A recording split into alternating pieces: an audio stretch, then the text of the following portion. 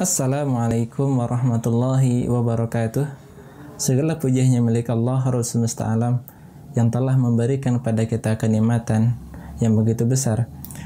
Yang kedua, salawat serta salam semoga tetap tercurahkan kepada Nabi Muhammad SAW yang telah membawa umatnya dari jalan yang penuh dengan kegelapan menuju jalan yang terang benderang, yakni dinul Islam. Para pemirsa sekalian, bapak-bapak, ibu-ibu, dan teman-teman sekalian yang berada di dalam rumah,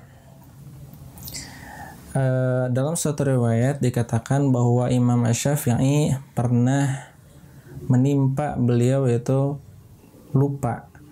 Beliau sebagai seorang imam besar pernah merasakan atau pernah mengalami yang namanya kelupaan. Lalu kondisi tersebut diadukan kepada sang gurunya, yaitu Imam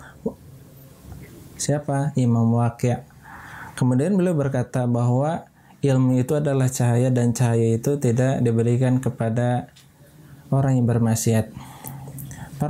Para pemirsa sekalian yang berada dalam rumah, ilmu merupakan kunci dari keselamatan seseorang. Karena dengan ilmu kita dapat mengetahui mana yang baik dan mana yang buruk. Coba bagaimana kita gambarkan bagaimana kondisi manusia apabila tidak memiliki ilmu. Bagaimana zaman terdahulu ketika Islam belum datang, keadaan orang-orang lebih mengedepankan kebodohan. Artinya, lihat bagaimana mereka menyembah batu, menyembah gunung dan lain sebagainya karena tidak ada dasar ilmu yang membawa mereka menuju tauhid, yaitu menuju mengesahkan kepada Allah. Maka dari itu kita sebagai seorang muslim tentu tahu betapa pentingnya ilmu tersebut. Maka dalam Islam, dalam hadis dikatakan talabul ilmi fardhatun ala kulli muslimin wa muslimatin, bahwa menuntut ilmu itu merupakan kewajiban bagi seluruh orang Islam, bagi muslim laki-laki maupun muslimah.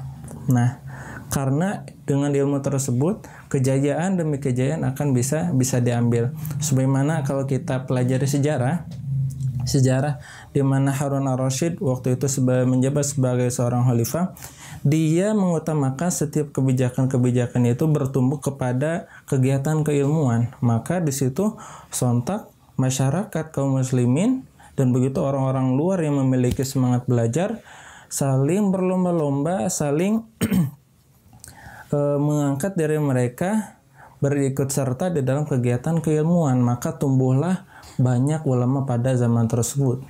Bahkan tanpa kita pungkiri bahwa zaman tersebut merupakan zaman kemasan di mana ilmu kedokteran, terus ilmu filsafat, ilmu ekonomi ada di sana, sampai dikatakan bahwa di sanalah tempat ilmu atau tempat madrasah ilmu yang bercangkup dunia atau internasional. Bayangkan yang memanfaatkan tempat tersebut itu bukan hanya kaum muslimin saja, tetapi orang-orang dari belahan dunia datang ke Baghdad atau datang ke tempat khilafah tersebut.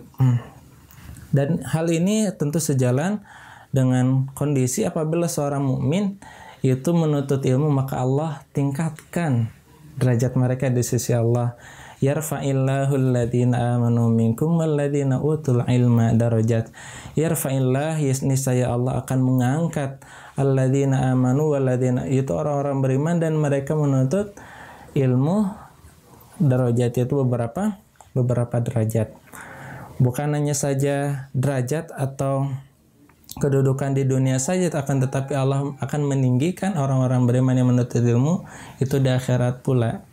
Nah, kita dengan ilmu mengenal siapa Allah, siapa yang berhak untuk disembah, dan ilmu kita dapat mengutamakan mana yang lebih baik dan mana yang harus ditinggalkan. Nah, maka kondisi zaman saat sekarang ini pula kita dapat melihat maju dan mundurnya suatu negara itu dilihat dari bagaimana negara tersebut itu fokus terhadap keilmuan, ya terhadap karya-karya ilmiah. Yang mana jika misal negara tersebut justru mengangkat orang-orang yang berilmu sebagai pemimpin, niscaya dia akan mendidik atau memimpin negara tersebut dengan baik, dengan ilmunya. Akan tetapi apabila orang-orang bodoh yang dijadikan pemimpin, apalah jadinya? Justru malah kehancuran yang akan menyebar, di mana orang-orang yang pintar, orang-orang ahli ilmu justru malah dilawan atau dimusuhi. Maka dari itu marilah kita sama-sama belajar, ya sampai kita mau dibodohi baik oleh orang-orang kafir maupun oleh orang-orang yang benci dengan Islam. Maka dari itu saya katakan thalabul ilmi fardhatun ala kulli muslimin, bahwa kewajiban menuntut ilmu merupakan kewajiban bagi seluruh umat Islam. Maka dari itu ayo kita sama-sama belajar apapun itu ilmu, yang penting ilmu Islam. Mungkin itu saja dari saya yang dapat saya sampaikan. Kurang dan lebihnya saya mohon maaf. Assalamualaikum warahmatullahi wabarakatuh.